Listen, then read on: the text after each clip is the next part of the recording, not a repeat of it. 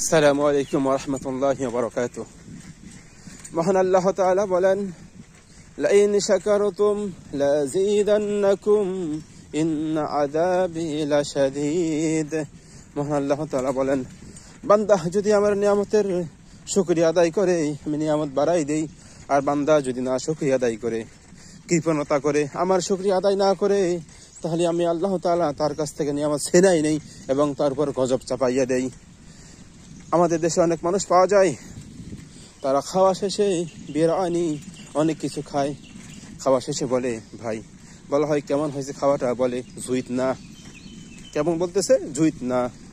আসলে এই খাবার যে আল্লাহ পাকের পক্ষ থেকে বান্দাকে পরিবেশন করা হয়েছে, বান্দার উচিত ছিল আলহামদুলিল্লাহ বলা, কিন্তু এটা না বলে কি বলতেছে? জুইত না।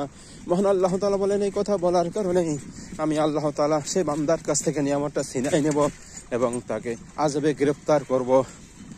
হাদিসে কুদসিতে এসেছে, মহান আল্লাহ তাআলা বলেন, বান্দা যখন মহান আল্লাহ রাব্বুল আলামিনের দিকে এক দিগত আগায় আসে, আল্লাহ তাআলা রহমত বান্দার দিকে এক হাত আগায় যায়।